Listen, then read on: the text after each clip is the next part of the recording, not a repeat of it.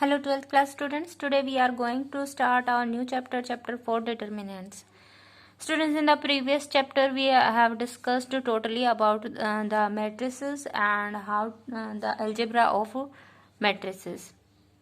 Determinants are also depend on matrices. Actually students, when we associate any matrix to a number may be real or complex, then the number is represent the determinant of any matrix. That means अगर हम matrix के ऊपर कोई function apply कर रहे हैं, that is if A is any matrix, उसके ऊपर हमने फंक्शन अप्लाई किया और वो हमारा एनी वैल्यू, रियल वैल्यू या कॉम्प्लेक्स वैल्यू, कोई भी आपका रियल में भी कॉम्प्लेक्स, इस तरीके की कोई भी वैल्यू आपका आ गया, then this value represent the determinant of this matrix. तो हम फंक्शन के तरीके से भी डिटर्मिनेंट और मैट्रिक्सेस को कंसीडर कर सकते हैं. ना स्टूडेंट्स, व्हाट इज डिटर्मिनेंट? हम किस तरीके से ये जो हमने कहा कि डिटर्मिनेंट एक्चुअल में किसी भी मैट्रिक्स के लिए एक वैल्यू निकल के आएगी जब हम सॉल्व करेंगे, लेकिन उस वैल्यू को तक हम पहुंचेंगे कैसे? हमें कैसे पता चला कि हम किसी भी मैट्रिक्स को किसी वैल्यू के साथ एसोसिएट कर सकते हैं? स्टूडेंट, जैसे आपने अलजेब्रा ऑफ मैट्रिसेस में प्रैक्टिकल प्रॉब्लम्स के साथ मैट्रिसेस को अप्लाई करना सीखा, तो वहाँ पे हमने जैसे अगर हमारे पास 2 इक्वेशंस दी थी, जैसे a plus if we are given 2 equation a1x plus b1y plus c1 equals to 0, a2x plus b2y plus c2 equals to 0, तो हमने उसको इस तरीके से, यहाँ से x और y आपकी मल्टीप्लिकेशन में है, तो इसे हम क्या लिख सकते हैं, ax. और ये जो आपकी कांस्टेंट की मैट्रिक्स है, सपोज कीजिए इसको हमने b लिख दिया, तो ये हमारी एक तरीके से जो है ये क्या हो गई है, a जो मैट्रिक्स है इसके अंदर कौन से एलिमेंट जाएंगे, a1 a2 b1 b2, और जो हमारी x मैट्रिक्स है इसके अंदर द वेरिएबल्स x y, और ये जो कांस्टेंट c1 c2 है ये हमारे यहाँ पे जा रहे हैं, इक्वल्स टू हमारी 0 मैट्रिक्स है. तो यहाँ पे हमने क्या किया है, मैट्रिक्स को की मल्टीप्लिकेशन को कांस्टेंट के साथ रिलेट करके एक रिलेशन बना दिया स्टूडेंट. तो यहाँ पे भी हमारे सोल्व होके x और y की क्या आएंगी, वैल्यूज निकल के आएंगी. तो इस तरीके से अगर हम इसको सॉल्व करना चाहें इन इक्वेशंस को, तो हम ऐसे भी कर सकते हैं स्टूडेंट्स कि हम क्या डाल दें, यहाँ पे डायरेक्टली हम क्या निकालें, a1 a2 b1 b2. इस तरीके से अगर हम इस मैट्रिक्स की डायरेक्ट वैल्यू फाइंड आउट करना चाहें, तो हम क्या कर सकते हैं, we will cross multiply a1 by b2 and subtract the multiplication of a2 b1 from this, that is a1 b2 minus a2 b1. तो इस तरीके से हमारी करने पर एक वैल्यू निकल के आती है, और इसी वैल्यू को हम क्या कहते हैं, डिटर्मिनेंट. आपने स्टूडेंट्स ये जो 9th एंड 10th क्लास में भी जब आपने सॉल्यूशन ऑफ लीनियर इक्वेशन से पढ़ा था, तो वहाँ पे आपने कहा था जब आप डिस्क्रिमिनेंट की वैल्यू सॉल्यूशन फाइंड आउट कर रहे थे, तो सॉल्यूशन को आपने यूनिक कब कहा था, जब आपके जो कोफिशिएंट्स हैं a1 upon a2 not equals to आने चाहिए थे b1 अपॉन b2. तो यहाँ से अगर हम इनकी क्रॉस मल्टीप्लिकेशन करें, तो यहाँ से a1 b2 not equals to b1 a2, ये आपका इधर ट्रांसपोज होगा, तो हमारे पास क्या आएगा, a1 b2 minus b1 a2 not equals to 0. That means हमारा किसी भी लीनियर इक्वेशन के लिए सॉल्यूशन यूनिकली एग्जिस्ट कब करेगा, जब हमारे पास ये कंडीशन आ जाए, a1 b2 minus b1 a2 not equals to 0. और यहाँ से हमने मैट्रिक्स की फॉर्म में जब इसे लिखा है, और जब हमने उसका इस तरीके से वैल्यू फाइंड आउट की है, उसको ऐसे डाल के क्रॉस मल्टीप्लाई की है, तो ये जो हमारी एलिमेंट है ये दोनों देखिए सेम है, ये भी मतलब हम क्या कहें, ये भी नॉन ज़ीरो है. दैट मीन्स इस चीज़ को हम क्या लिख सकते हैं, इस तरीके से, अगर ये नॉन ज़ीरो आ जाए तो दैट मीन्स ये जो लीनियर इक्वेशन है इनका सॉल्यूशन क्या होगा, यूनिकली एग्जिस्ट करेगा. तो यहीं से हमारा जनरल कॉन्सेप्ट शुरू होता है डिटर्मिनेंट्स का. दैट मीन्स स्टूडेंट्स यहाँ से हमने क्या सीखा कि हम जो जनरल लाइफ की लीनियर इक्वेशंस हम बनाते हैं प्रॉब्लम्स की, उनको हम मैट्रिक्स की फॉर्म में रिप्रेजेंट कर सकते हैं। फर्स्टली मैट्रिक्स के थ्रू उनको सॉल्व कर सकते हैं। फिर किसी भी मैट्रिक्स के लिए इस तरीके से जो हम जनरल वैल्यू निकालते हैं, ये वैल्यू क्या रिप्रेजेंट करती है? It's a determinant student. मतलब किसी भी मैट्रिक्स के एलिमेंट्स चाहे वो किसी भी ऑर्डर की है, अगर जनरल मैट्रिक्स हमारे पास है A11 A12 so on up to A1n, A21 A22 so on up to A2n, यहाँ से मान लो उसमें m रोज है, AM1 AM2 so on up to AMN। That is ये जो मैट्रिक्स है ये हमने ली थी m क्रॉस n ऑर्डर की। तो इस तरीके से अगर हम उसको लीनियर लाइंस के अंदर जो हम मॉडुलस के लिए सिंबल यूज करते थे, सिमिलर ही हम यूज कर रहे हैं। ठीक है, मॉडुलस में हम एब्सोल्यूट वैल्यू निकाल रहे थे न्यूमेरिकल की, लेकिन यहाँ पे हम मैट्रिक्स के साथ एक नंबर को एसोसिएट कर रहे हैं। तो उसके लिए जो कंप्लीट मैट्रिक्स के एलिमेंट है उनको इस तरीके से पैरेलल लाइंस के बीच में एनक्लोज कर रहे हैं। तो ये सिंबल, ये नोटेशन किसके लिए है? Determinant of this matrix. Okay, ये भी आपका m क्रॉस n ऑर्डर का ही होगा। ओके, फिर सॉल्व करने का तरीका क्या है स्टूडेंट? ये जो मैंने मेथड बताया था क्रॉस मल्टीप्लिकेशन का, ये अप्लाई होता है in on 2 cross 2 order determinant. ठीक है, लेकिन अगर हमारे पास 1 क्रॉस 1 सिंगलटन मैट्रिक्स भी तो हो सकते हैं जिसके अंदर केवल एक ही एलिमेंट है, जैसे 5 है, तो इसके अंदर तो कोई क्रॉस मल्टीप्लिकेशन पॉसिबल ही नहीं है, तो इसका डिटर्मिनेंट आपका सेम आ जाता है, आंसर 5। ओके, 2 क्रॉस 2 के लिए मैंने यही मेथड आपको बताया, जैसे क्रॉस मल्टीप्लाई करके इस तरीके से जो वैल्यू आएगी। तो यहाँ से अगर हम कोई एग्जांपल ले, if we are given a matrix 2 4 3 7, उसका हमें डिटर्मिनेंट फाइंड आउट करना है। तो डिटर्मिनेंट ऑफ 2 4 3 7 कैसे निकालेंगे? We will cross multiply 2 by 7 14 and subtract the multiplication of 4 and 3, minus 4 3s are 12 and have the value 2. So 2 is the determinant of this matrix. Okay student, तो यहाँ से आपको clear है कि एक्चुअल में determinant क्या निकल के आएगा? Any type of value, it may be real और कॉम्प्लेक्स। अगर कॉम्प्लेक्स आपकी मैट्रिक्स है तो आपका जो डिटर्मिनेंट है, वैल्यू जो है, वो आपकी कॉम्प्लेक्स भी आ सकती है। ओके, ये एक नंबर है जो एसोसिएट होता है किसी भी मैट्रिक्स के साथ। अब अगर हमारी बात आए कि हम 3 क्रॉस 3 ऑर्डर में डिटर्मिनेंट फाइंड आउट कर रहे हैं, हमारे पास गिवन मैट्रिक्स 3 क्रॉस 3 है और उसका हमें डिटर्मिनेंट फाइंड आउट करना है, तो हम कैसे फाइंड आउट करेंगे? स्टूडेंट्स, मेथड क्या होता है जनरल मेथड? अगर मान लो हम एक जनरल एग्जाम्पल लेके चलते हैं, उससे मैं आपको क्लियर करती हूँ। ठीक है, वैसे तो आप देखें तो अगर हमारा मेथड क्या कहता है, it is the general matrix of 3 cross 3 order. तो यहाँ पे हम क्या लेते हैं, जो एलिमेंट होते हैं, फर्स्ट ऑफ ऑल यहाँ पे -1 to the power i plus j। General formula आपका क्या होता है? -1 to the power i plus j। यहाँ पे आता है डॉट aij और यहाँ पे आता है माइनर ऑफ ij। अब स्टूडेंट से बात आती है, ये माइनर ऑफ आई जे क्या होता है? माइनर ऑफ आई, किसी भी एलिमेंट आई जेथ एलिमेंट ऑफ द मैट्रिक्स का माइनर हमारा क्या होगा? फर्स्ट ऑफ ऑल स्टूडेंट्स, मैंने आपको एक बात नहीं बताई, डिटर्मिनेंट जब हम निकाल रहे हैं तो एक कंपल्सरी कंडीशन क्या है कि आपकी जो मैट्रिक्स है वो स्क्वायर होनी कंपल्सरी है। स्क्वायर मैट्रिक्स के लिए ही हम डिटर्मिनेंट फाइंड आउट कर सकते हैं। तो यहाँ पे अगर हमें कोई भी स्क्वायर मैट्रिक्स गिवन है तो उसके डिटर्मिनेंट की हम बात कर रहे हैं, तो माइनर क्या होगा? अगर जैसे हम A11 की ही बात करें तो A11 का माइनर क्या होगा? हम A11 जिस रो में और जिस कॉलम में है, इन रोज और कॉलम्स को छोड़ देंगे। इसके अलावा आपके पास जो बचा, ये डिटर्मिनेंट क्या होगा? Minor of A11।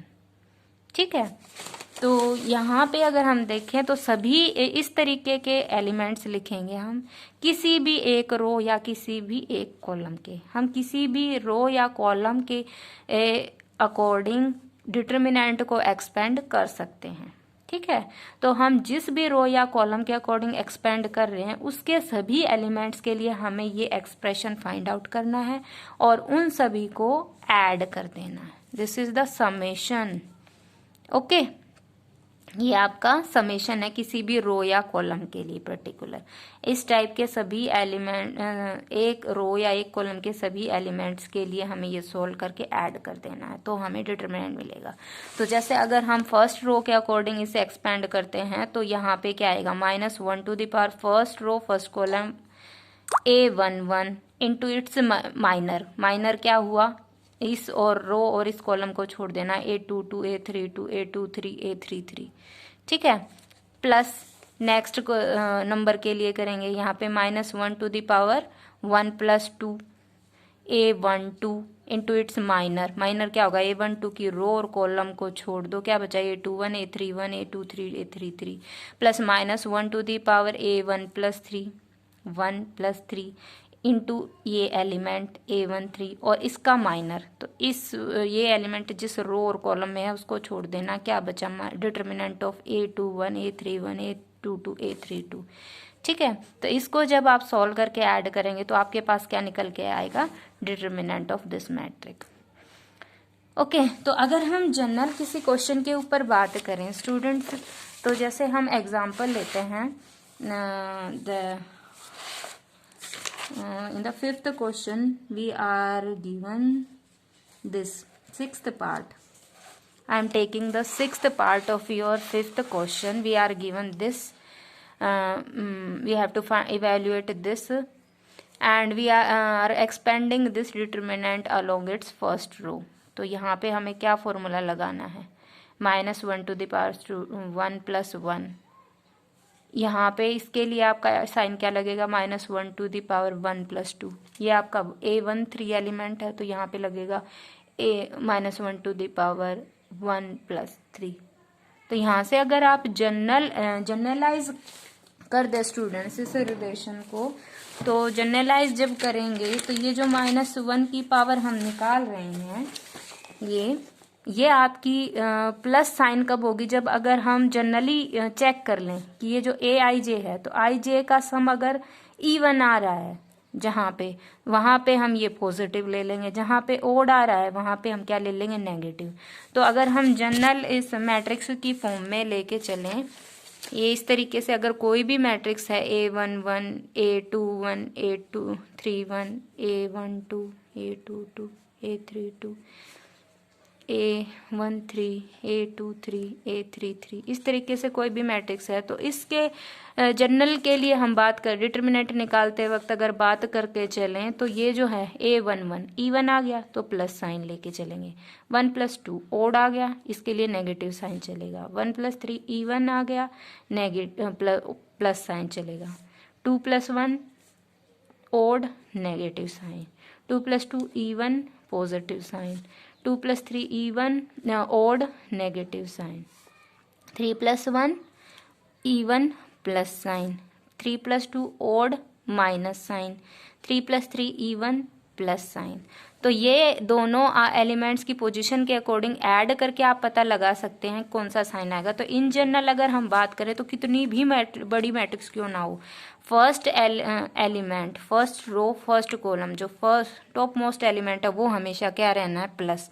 आगे हमें कंटिन्यूसली प्लस माइनस इस तरीके चलना। तो ये फर्स्ट प्लस है, इधर चलेंगे तो ये माइनस ये प्लस ये माइनस ये प्लस, चाहे कितने भी एलिमेंट्स है ऐसे चलना है। इसी तरीके से नीचे आएंगे फर्स्ट प्लस तो नेक्स्ट माइनस फिर प्लस फिर माइनस फिर प्लस एंड सो ऑन। तो इस तरीके से हमारे पास कितने भी बड़ी मैट्रिक्स कितने भी ऑर्डर की क्यों ना हो, हम साइन कन्वेंशन इजीली इस तरीके से निकाल सकते हैं। उसके लिए हमें बार बार ये -1 to the power I + j करने की जरूरत नहीं पड़ेगी। तो कन्फ्यूजन क्लियर स्टूडेंट्स, ये वाली चीज आपको कोफैक्टर निकालने में भी मदद करेगी। कोफैक्टर क्या होते हैं, माइनर मैंने आपको बता दिए। माइनर क्या है, जैसे A11 का माइनर निकालना है तो फर्स्ट रो फर्स्ट कॉलम ये जिस रो जिस कॉलम में उसे हटा देना है, बाकी बच गया वो इसका माइनर। कोफैक्टर क्या होगा, -1 to the power I + j into minor of this element IJ। अगर हम ए आई जेथ एलिमेंट का माइनर निकाल रहे हैं तो उसकी रिप्रेजेंटेशन होती है एम आई जे। अगर ए आई जेथ एलिमेंट का को फैक्टर निकाल रहे हैं तो उसकी रिप्रेजेंटेशन होती है capital A I J. Okay, ये माइनर ऑफ दिस एलिमेंट, ये को factor of this element. Understand. अब माइनर तो क्या है, सिंपली हमें आई ये जो एलिमेंट है इसकी रो और कॉलम हटा के जो डिटर्मिनेंट बच गया वो माइनर।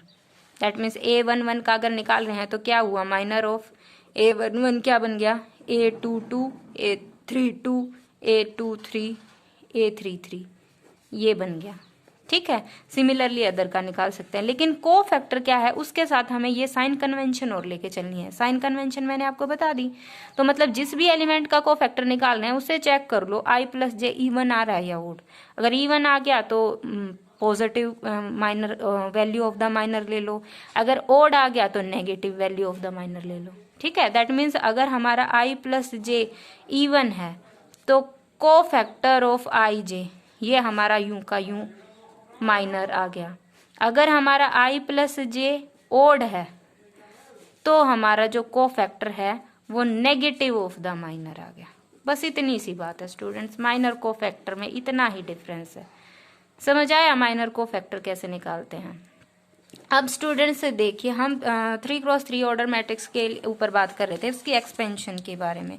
तो हमें सभी टर्म्स के साथ फर्स्ट ऑफ ऑल ये माइनस साइन कंसीडर करना है, फिर एलिमेंट की मल्टीप्लाई करनी है उसके माइनर के साथ। तो फर्स्ट रो के अलोंग हम एक्सपेंड कर रहे हैं, तो फर्स्ट एलिमेंट इसका क्या है, cos alpha cos beta. First element है, प्लस साइन से शुरू करेंगे, ये प्लस ये माइनस ये प्लस। ठीक है, तो पहला पॉजिटिव, दूसरा नेगेटिव, तीसरा positive. Okay, sign convention complete. Now इस एलिमेंट को मल्टीप्लाई करना है इसके माइनर से, तो इस रो और इस कॉलम को छोड़ दो। डिटर्मिनेंट माइनर क्या बचा, determinant of this cos beta sine alpha sine beta 0 cos alpha. Okay, now minus sine and second element, इसका रो और इसका कॉलम छोड़ दो। Minor will be determinant of minus sine beta sine alpha cos beta 0 cos alpha. Okay, now come to our third element minus sine alpha. यहाँ पे positive लेना है तो minus sine alpha as it is. इसका determinant ले minor क्या आएगा, इस रो और इस कॉलम को छोड़ दो, क्या बचा, determinant of this minus sine beta sine alpha cos beta sine alpha sine beta. Understand. अब इसको हमें सॉल्व करके चलना है। इसको हमने अंदर मल्टीप्लाई कर, इसको डिटर्मिनेंट 2x2 का हम सीख चुके कैसे करना है। कोस बीटा की कोस अल्फा से cross multiply, minus sine alpha sine beta की 0 से मल्टीप्लाई। ठीक है, तो कोस बीटा कोस अल्फा यहाँ पे और 0 किससे मल्टीप्लाई करेंगे, 0। नाउ नेक्स्ट में हमें फिर से इसको निकालना, फाइंड आउट करना डिटर्मिनेंट, तो minus sine beta into cos alpha minus 0 into this. Okay, now in the इस वाले में भी minus sine beta into sine alpha sine beta minus sine alpha cos beta into cos beta, cos square beta हो जाएगा ये यहाँ पे।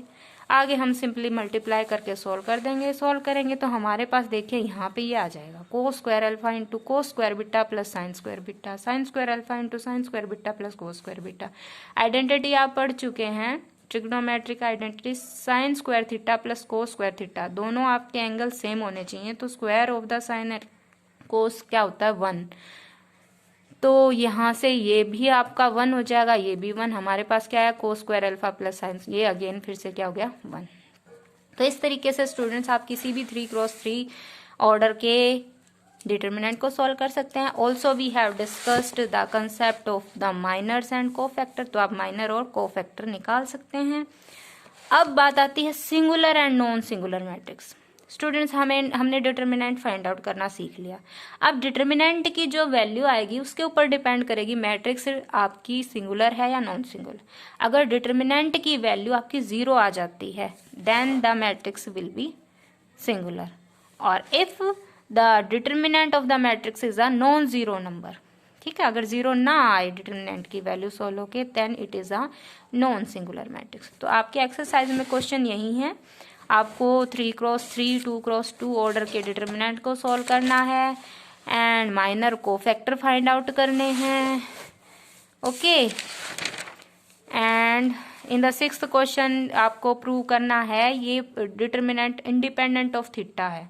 That means आप इसको पहले क्या करेंगे, एक्सपेंड करेंगे। जैसे हमने ये कोस अल्फा कोस बीटा वाला एक्सपेंड किया स्टूडेंट्स, जैसे अभी हमने ये वाला एक्सपेंड किया था 3x3 का, और इसमें हमने चेक किया कि आंसर आपका क्या आया है, 1 आया है, जो ना तो अल्फा के ऊपर डिपेंड कर रहा है ना बीटा के ऊपर।